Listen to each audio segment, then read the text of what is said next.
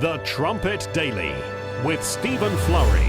Hello again, everyone, and welcome back to the Trumpet Daily radio show. Rough day for the Democrats yesterday. Adam Schiff brought he finally brought the impeachment trial to an end, saying that if the senators did not convict and remove this president from office, he could give Alaska to the Russians. He could hand over the White House to Jared Kushner. So they have to act, he said. That was Adam Schiff yesterday. He was the one heading up the trial for the House managers, or leading the House managers. And then last night, as everyone anxiously gathered around the cable news stations to find out the results of the Iowa caucus, well, the results never came in. But then that didn't stop Pete Buttigieg from declaring victory. What a day. And I guess now it goes on into today to figure out who's ahead, who won. Quite a few people in the Democrat. I'll talk a little bit more about this as we proceed. I also want to get into a few stories about Israel following on the deal of the century and just the change in direction with this new administration. Some interesting poll numbers coming out of Israel as well, the reaction coming from the Israeli public, including the Arab population in Israel. We'll look at that if we have time later in this segment, too. There's a story at the Telegraph, I believe, about just how intolerant the left here in the UK is, blocking a popular American evangelist from his speaking engagements. I guess he had a number of them lined up in the UK, and a lot of those venues are canceling those engagements. So we'll look at that, among other things, a little bit later. But I want to begin with Brexit and the impact that it will have on the seventh and final resurrection of the Holy Roman Empire. As I've been saying, at the PAC over the weekend in Birmingham, and then we just recorded another Key of David program for the UK just this morning, where I used some of that material and reminded viewers, or it'll go to TV this weekend, but just pointing them to what Mr. Armstrong said in 1973, not only about Brexit not being any part of the oncoming final resurrection of the Holy Roman Empire, but what about the empire itself, those 10 nations, those 10 kings, Revelation 17 and verse 12, that all have one mind, verse 13 says, and then they come together for a short time, and they're going to cause a lot of problems for this world. It's going to plunge this entire world into world war.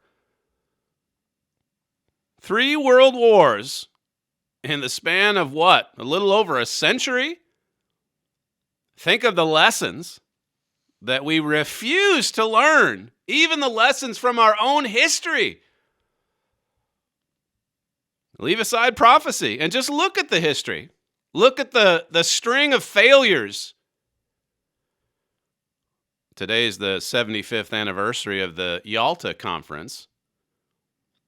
That was the conference right at the tail end of World War II. They met in February of 1945 at this worn-out Soviet seaside resort in Yalta. That's in the Crimean Peninsula in Ukraine.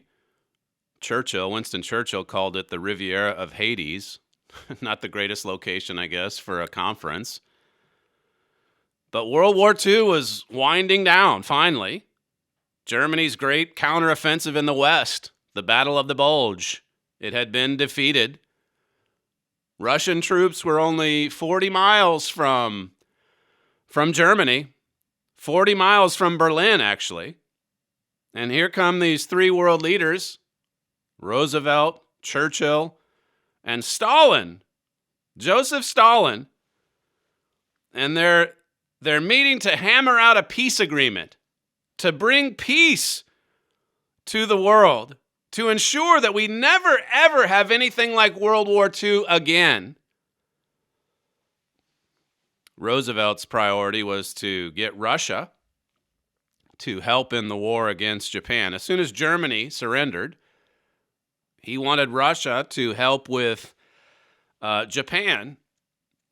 Now, Churchill was much more wary of Stalin than Roosevelt was. He wanted to make sure that that Stalin didn't take over Poland and Eastern Europe, for that matter. He wanted to make sure, he wanted assurances that there would be free democracies in the East, Eastern Europe. And of course, we now know that Stalin's goal was just the opposite. Never mind what he said at the conference or thereafter, soon thereafter. His goal was to dominate Poland. His goal was to dominate Eastern Europe. We now know what happened, but coming out of that conference, you had President Roosevelt saying, it's a huge success. It's very similar to the way that the West dealt with Hitler in the 1930s. Now they've gone through this world war, 60 million deaths, 60 million people killed, and they sit down with another dictator, another authoritarian, and then coming out of Yalta, they say, yeah, we've reached a peace deal. Roosevelt said following the conference that Yalta spells the end of the system of unilateral action, the exclusive alliances, the spheres of influence, the balance of power, and all the other expedients that have been tried for centuries and have always failed. And in the weeks and months that followed, like with just about every peace conference, initially there were some positive signs that, of course, fooled everyone. Stalin said all the right things. He said about a free and independent Poland because the Russians had greatly sinned against Poland. This is Stalin. He said the Soviet government was trying to atone for those sins. Poland must be strong, and the Soviet Union is interested in the creation of a mighty, free, and independent Poland. The perfect words to convince Roosevelt that he just wanted peace. He wanted peace for Poland and for Eastern Europe. Churchill, as I said, was much more wary. He wanted guarantees. He wanted international supervision over the Polish elections. But Roosevelt, just like they dealt with Hitler in the 30s, he did not want to upset Stalin. So all that he got was this meaningless declaration. Look, all we want is for Poland to decide for themselves. There was one member of the American diplomatic team, Admiral Leahy, who complained about the agreement with Stalin, saying that it was so elastic that the Russians can stretch it all the way from Yalta to Washington without ever technically breaking it. In other words, Russia can just do whatever it wants. Once the dust settles, then Russia will just have free reign. Poland was doomed. Roosevelt goes in, hands all this over to Stalin, and then says, yeah, we'll pull our U.S. troops out of Poland within 2 years. And so Poland was swallowed up by Russia. No free elections. Stalin got what he wanted. And the West, the United States and Britain, got nothing, thanks primarily to Roosevelt. Stalin, again, he promised to help with the war in Japan in return for the U.S. and Britain essentially abandoning our Chinese allies. And then Russia got all these other concessions in Asia. And look at what happened in the decades that followed. What about the UN? That was established at the Yalta Conference. There's going to be we've had all these failures with these groups of nations coming together to make peace. But now, and look at what happened, World War II. We can't have another one of these, not with the way weapons are progressing in power. So the United Nations sprung from that, and Stalin agreed to join the UN, but again, on condition, a very important condition, Russia had to have veto power. How'd that work out for the UN? Any meaningful action ever since? Russia's had the power to say, nope, can't do it. What a failure. What a huge failure. And all in the pursuit of a peace pact, a piece of paper.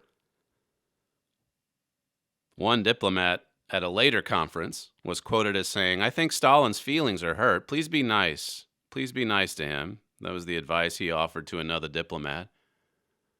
And that's the way they were with Adolf Hitler.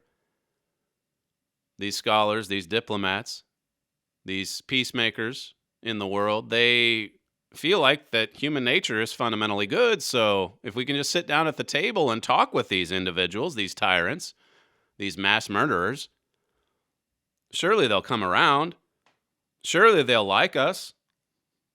Roosevelt at the time, he wrote this to the Polish prime minister: "I have a hunch that Stalin doesn't want anything other than security for his country. And I think that if I give him everything possible, everything I possibly can, and ask for nothing in return, noblesse oblige, or an act of kindness, just give it away, he won't try to annex anything and will work for a world of democracy and peace." Well, how did the Polish leader feel about that? An assurance from the President of the United States. Surely there will be peace. Surely there's no designs in the mind of Stalin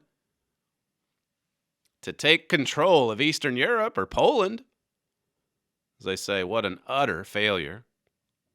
Stalin made all the promises, and then when the dust settled, he just simply reneged on all of them.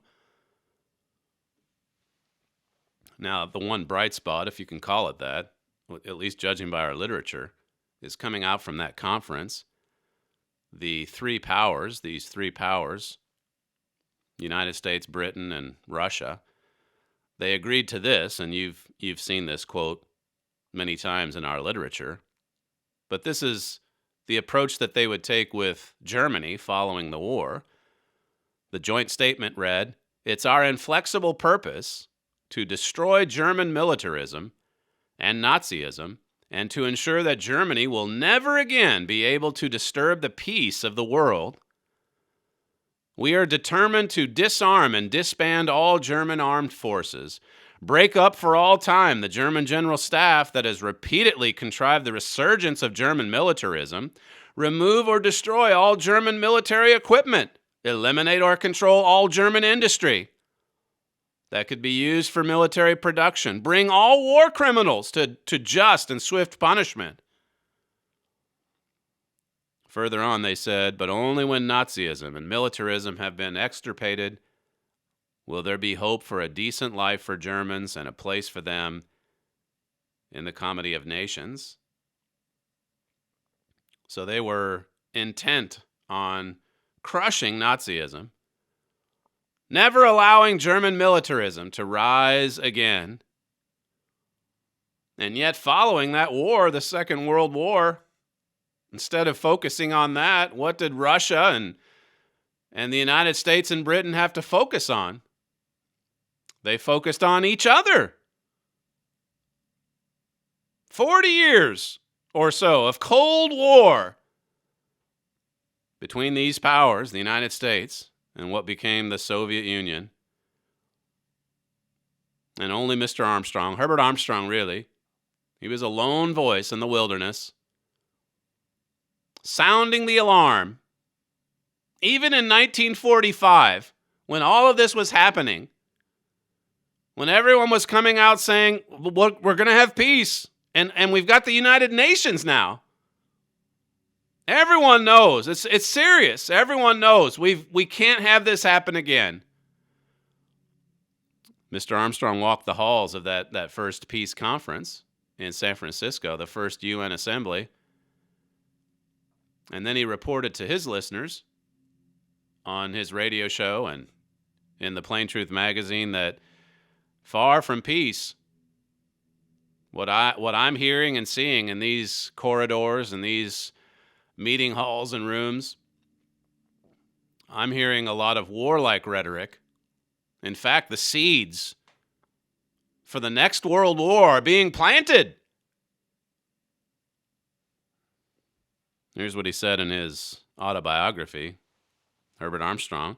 Here were world leaders. He's talking about the first peace conference. Except for the Axis powers, they freely confess. They put oratorical emphasis on the fact that this world is doomed unless the nations of the world can find a common ground for peace. The world had tried peace conferences in the past, he said. The League of Nations failed because it had no teeth in it. Only a world organization or world government wielding military power, stronger than any other nation, bent on disturbing world peace could prevent another world war. He said, so here on the floor below us, under the same roof with us, were the leaders of the world's nations, trying once again to bring about world peace by human effort and organization. Truly, it was a spectacle. What a spectacle it was. He says the speeches certainly painted the grim picture. These men knew this was the world's last hope, but what happened? It says, at every turn, Mr. Molotov and the Russians balked, opposed, blocked, and fought. They had veto power, you see. And at every turn, they resisted. They balked at what the West put forward. They fought against it. This is in 1945. And listen to what Mr. Armstrong said. I think that up until that moment, the leaders of the United States government had naively believed that the Soviet Union was really our ally. That's what President Roosevelt went into Yalta thinking. Well, we have an ally here. Churchill was a lot more sober-minded. It says President Roosevelt had felt that he could convert Stalin by kindness, by giving him everything he wanted, by appeasing him. During the war, I was not allowed. Listen to this. This is Herbert Armstrong, and he's talking about his broadcast, his radio program. He says, this is in his autobiography, during the war, I was not allowed to tell the public over the air the truth about Soviet plans, or to say anything that was not complimentary about them. I was given to understand that this policy, this was a policy that had gone out from the White House. This was the White House giving a gag order to Mr. Armstrong and his radio program. And he says this, sometimes I wonder how gullible statesmen and heads of government can get. I continually pray, thy kingdom come, thy will be done on earth as it is in heaven. It should make us want to pray that much more fervently. That prayer, from the prayer outline, Jesus said, when you kneel to pray to God, pray for the kingdom of God to be set up and established. How gullible our statesmen are. Heads of government, Western leaders and diplomats, peacemakers. Now, as I say, from 1945 right through to the end of the 1980s, you had the United States squared off against the Soviet Union. And all through that time, of course, Mr. Armstrong was saying there's not going to be a world war or a nation against nation war involving the United States and the Soviet Union. Of course, there were all the proxy wars during the 1950s, 60s, 70s, and such. But the United States never did go to war with the Soviet Union. But what a distraction, what a massive distraction. All through that time, as Germany was rebuilt, thanks in large part to the United States, and you think about that joint statement coming out of Yalta, it is our inflexible purpose to destroy German militarism and Nazism. That's what they all concluded.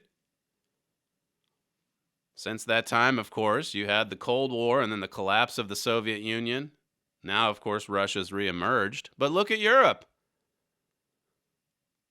Look at the union of states in Europe. And then now with Britain out, just as Mr. Armstrong prophesied, Britain will be no part of it. There was an article in Berlin Policy Journal about how that after Brexit, well, the sun is rising for the EU. There's quite a lot of, as I said yesterday, quite a lot of optimism here in the UK now that Britain has broken free from that union of 20-something states. But, there's quite a lot of optimism in Europe as well now that Britain is gone. Where will that lead? The European Council president, Charles Michel, he said yesterday, "It's never a happy moment when someone leaves, but we are opening a new chapter, and we will devote all our energy to building a stronger and more ambitious EU." This is a new beginning, not for Britain only. This is a new beginning for Europe. This is a new beginning for the German-dominated European Union. And as Berlin Policy Journal went on to say, ambitious is the key word. In Brussels, there has long been a feeling that the UK has held the EU back from taking the measures that would make it a more powerful force in the world. This has always particularly irked the French.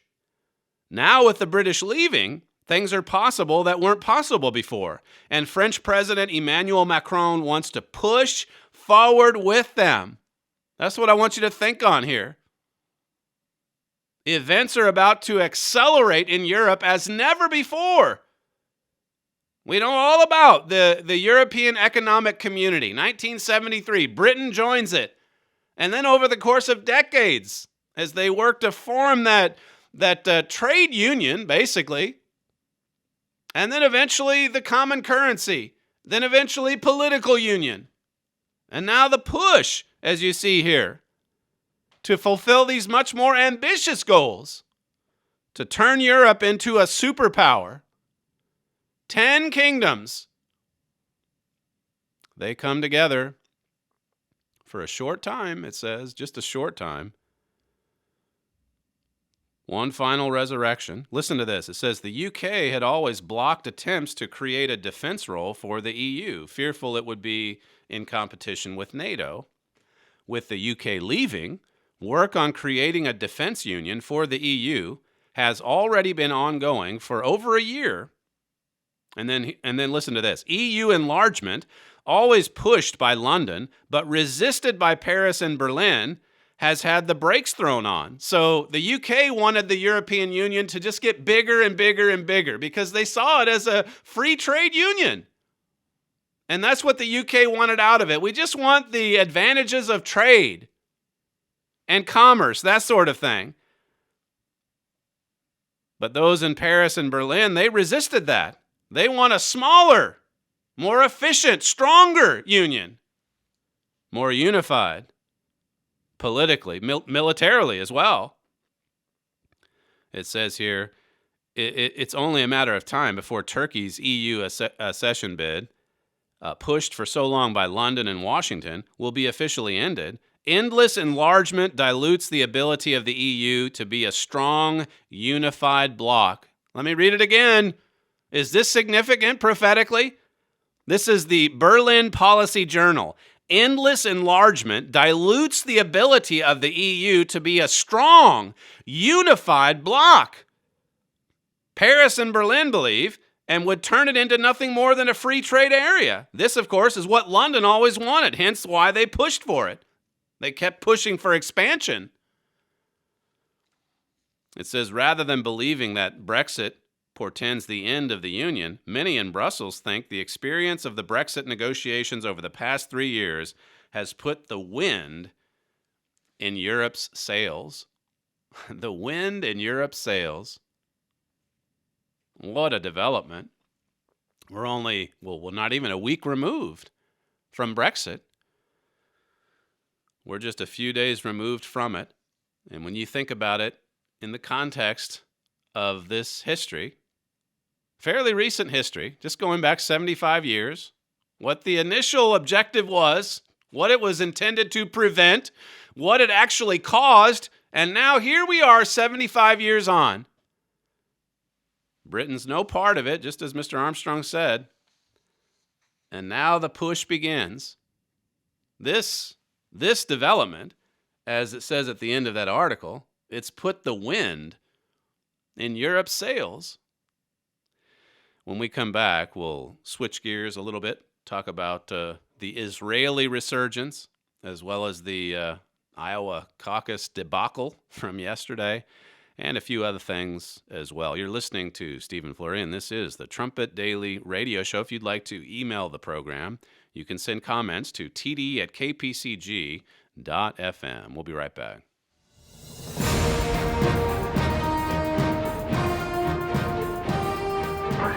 This is KPCG-FM, and this is the Trumpet Daily.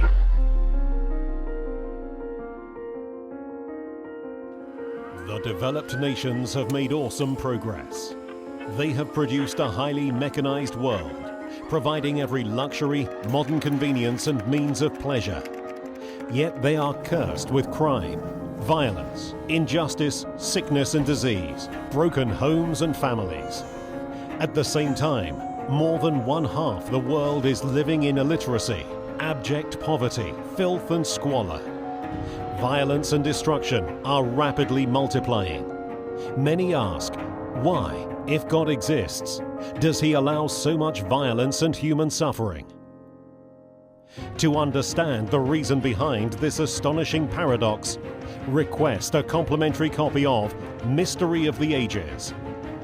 We were born into this 20th century world as it is. We take it for granted, but we can't explain it. It's like viewing a movie at a point already near the end. We see what is occurring at that point, but not having seen it from the beginning and not knowing how events developed to the point of viewing, we simply cannot understand what we are seeing. Mystery of the Ages transports you back to the beginning of the movie, to the foundation of this present evil world.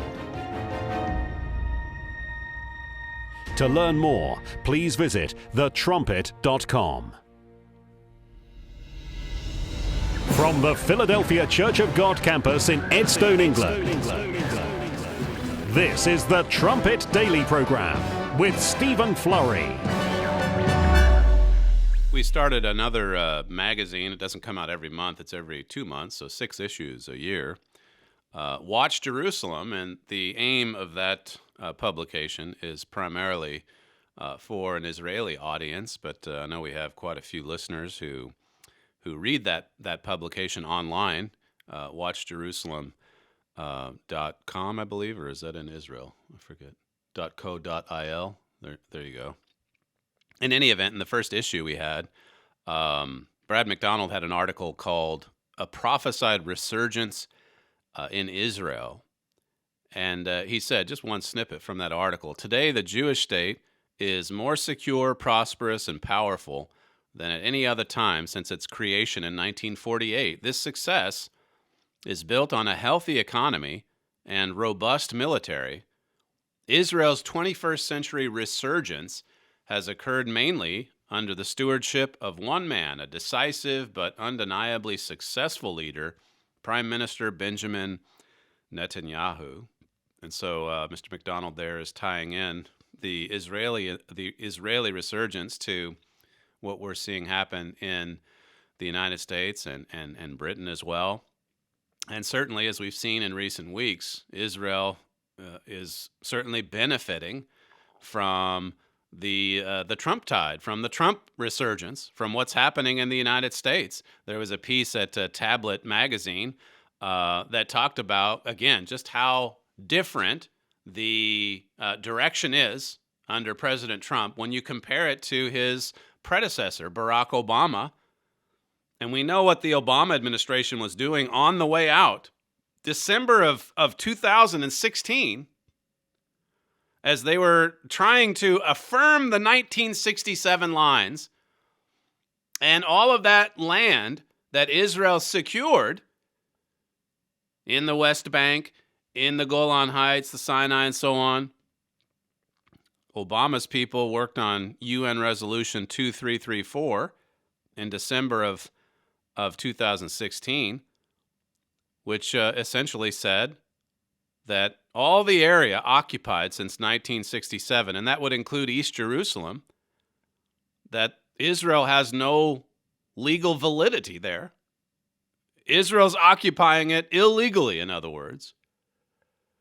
And so when you think about what happened last week with the deal of the century, well, I'll just read it from Tablet here. It says, to that end, the president has used a series of tools. He's not talking specifically about the deal of the century here, but he's just saying how that when President Trump came into power, that he just right away started to reverse everything that President Obama had established as far as his Middle East peace doctrine.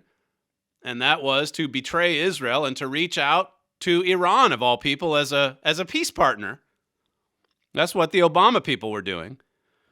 But it says here, to that end, the president has used a series of tools to dismantle Obama's Middle East framework.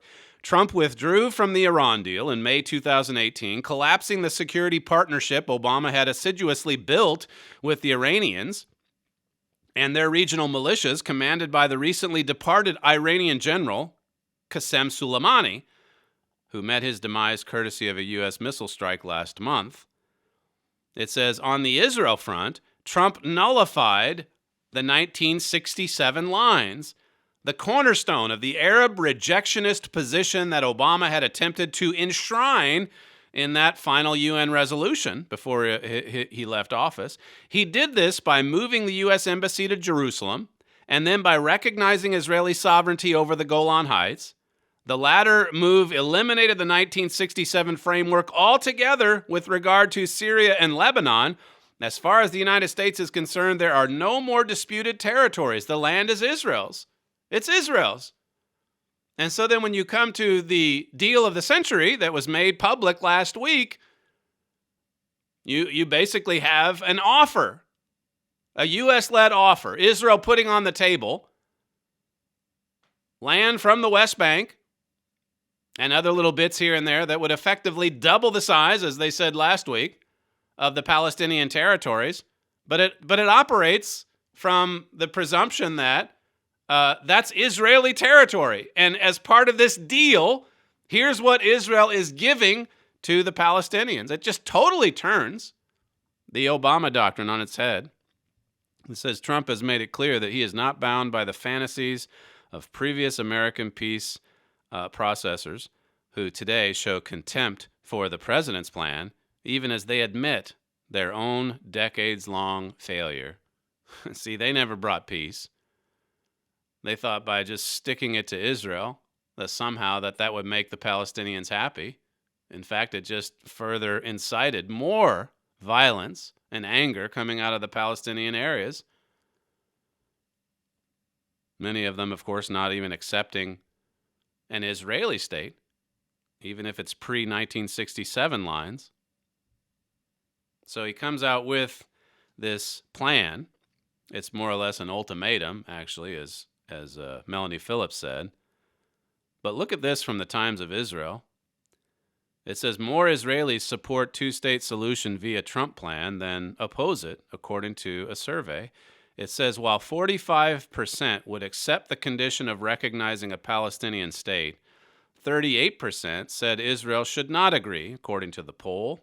So a 45 to 38 majority in favor of this. And as we said last week, it'll be interesting to see if this plan, which will most likely fail, as we know from Zechariah 14, but it'll be interesting to see if this plan does give a boost to Bibi Netanyahu's re-election campaign in March. It says here, overall support among all Jewish respondents was at 45%, nearly the same as the 44% overall support from Arabs. So 44% of Arabs support this. Where do you hear this? In the major media today. Are they out there out front with this statistic saying that, well, actually, there's quite a lot of support for it? Of course, the loudest voices, those in the media and such, they despise Donald Trump and the Trump administration, so you're not going to hear any of this. Another article here, this says, dramatically improving ties, this is also the Times of Israel, dramatically improving ties with former bitter foe. Prime Minister Netanyahu on Monday met with the transitional leader of Sudan during a whirlwind visit to Uganda. Basically, the point of this article is that these were bitter enemies for the longest of times, Israel and Sudan. The Jerusalem Post, and this just comes back to, again, what Mr. McDonald was saying in that Watch Jerusalem piece. Israel's making advances. Benjamin Netanyahu, even as he comes under attack from his enemies, and he's got lots of them in government, in the administrative state, in the opposing parties, but even as they resist against him and try to destroy him, actually, he continues moving forward with his policies, with his agenda. Some real similarities there with what President Trump keeps doing. The Jerusalem Post on this development with the Sudan, it says, upon hearing of a breakthrough in the relationship between Israel and Sudan, Israelis will undoubtedly have a sense that their country has come full circle. It was on September 1st, 1967, just after Israel's lightning victory in the Six-Day War, that an Arab League summit convened in Khartoum, the capital of Sudan, and issued what became known as the Khartoum Declaration, or simply the three no's: no peace with Israel, no recognition of Israel, no negotiations of Israel. This was just in 1967. Hosted in Khartoum. It says today that declaration has been reversed, symbolizing the beginning of the end to the Arab-Israeli wars that raged for decades in the past. Well, don't be lulled, as we keep saying, don't be lulled into a false sense of security, but still, quite a bit more evidence of a pretty obvious surge in growth, power, influence, and so on. Right here at the very end, right here in the last days. And my father says this, I used this on the program we taped this morning. He said, the resurgence in America today is causing some people to grow complacent. That's a grave mistake. This temporary revival is just God giving people one last chance to repent. See, it's important for us to understand why the resurgence. God's work certainly factors into this as well, as it goes forward, riding in some ways this tide of momentum, even into Jerusalem, hopefully, in a bigger way, or a more of an expanded role anyway. We already have a presence there for sure. But the resurgence, it's causing some people to grow complacent. Keep in mind why it's there. It's for us to just have another chance at repentance. Look at what the president must be doing and his allies, watching the news yesterday and just hearing some of these foolish statements from Democrats, and then seeing a total meltdown on the news last night. You wake up this morning, and we're 6 hours ahead over here, of course. So you wake up thinking, well, I'll check the Iowa caucus results, and on Drudge Report, it said Buttigieg was at 0%, Bernie Sanders was at 0%, and Elizabeth Warren was at 0%. What? What's going on? Well, they're having to take photos with their iPhones of the ballots, of the figures, the count, because the app that was responsible for counting all the votes, it crashed. Jake Tapper said it was a tremendous systematic incompetence. Chris Matthews said the Democrats couldn't even organize a 3-car funeral. People were describing it as a train wreck, a total disaster, a fiasco, a debacle. And all of these people, by the way, these are the same ones that promise us, if we can just convert more and more of the private sector into a government-run program, it'll solve the problems of this world. How about that? Government-run healthcare, government-run education, Let's get the government's hand involved in business and commerce. I think a lot of people are looking at yesterday saying, maybe that's not such a good idea. This morning when I saw those headlines, it made me think of the disastrous rollout of healthcare.gov during the Obama years. Remember the website that they designed for that Obamacare program? $2 billion, I think it was $2.1 billion when it was all said and done. And basically, it was one train wreck after another. This is from the Daily Beast in 2017. It says far exceeding estimates by the Obama administration. Well, it just gives the estimate at $2.1 billion.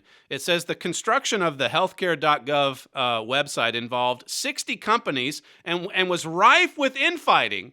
They couldn't agree on anything. That's the way it works in the government. The bureaucracy, everybody has a say. And then just all of this wild spending. Well, let's just put more money into it. Surely we can figure this out. So here's Iowa. That's the official beginning of the race to defeat President Donald Trump, the incumbent. And it's a spectacular fail on every level. And then you have the Iowa Democratic Party officials. They come out with no explanation. All of these campaigns, Elizabeth Warren, Joe Biden, Buttigieg, Bernie Sanders, they're asking for answers. And the Iowa Democratic Party officials, they don't have any, which of course has a lot of people wondering, is there some kind of foul play going on here? Listen to this from Rick Santorum on, I believe this is CNN last night, clip 1. The fact that they're not providing any detailed information is a real problem for them, because it just leaves open your mind to if there was a problem, identify the problem, right. Yeah. Tell what happened. Here's what, and give details to give confidence that that's what's going on. But the fact that they're hiding the ball this late at night with the campaigns and this just has, I'm sure, everybody worrying that there's more to it than that. All these officials, by the way, they're the ones out there saying that President Trump needs to be investigated over and over and over again for election interference. Whether he's in cahoots with Russia or now Ukraine, whatever it is, he's tampering. Then this happens. And, well, I guess everybody's just supposed to move on to New Hampshire. Nothing to see here. The Washington Examiner says workers on Bernie Sanders' presidential campaign already had suspicions about the logistics and fairness of the Iowa caucuses. Counting delays by the Iowa Democratic Party are stirring those concerns anew. The Democrats, remember, changed the rules, their own rules, in 2016 to make sure Bernie didn't defeat Hillary, because Hillary was the anointed one. So they rigged the election in the primaries to make sure they got Hillary Clinton. And now you have supporters of Bernie Sanders saying, wait a minute, is this another rigged election we're facing? How do these votes just disappear? Well, whatever it is that's happening behind the scenes, it's certainly another horrible look for the Democratic Party. As I say, it comes on the same day that you have Adam Schiff out there saying that Donald Trump might give Alaska to Russia. It's just crazy. This is said in the halls of Congress. Listen to Fox News last night as they were describing what these precinct chairs were having to do to try to collect the votes. Clip 2. How about this one from Polk County? Precinct chairs are being advised to take pictures of the results and then text them over to the Polk County executive director, who is then driving them to the headquarters, according to a Democratic operative familiar with the situation. Now, I mean, some of these may turn out to be... There's some of the Fox people having a good laugh at the people who just 8-9 days ago, remember they were laughing at the Trump supporters on CNN, Don Lemon and who was it, Rick Scott? And Rick Scott went into his southern accent, talking like a Trump supporter, saying, Trump's the smart one. You elites are the dummies. You elites that read and count and are into math. And then this happens. They can't even get an accurate count from the Iowa caucus. You can already see the political ads that are going to be coming out of the Trump headquarters in the weeks and months ahead. I think one last clip here also is revealing, considering the upcoming election in November. This is MSNBC's Katie Tour last night. I think she's reporting from the Council Bluffs precinct. This is clip 3.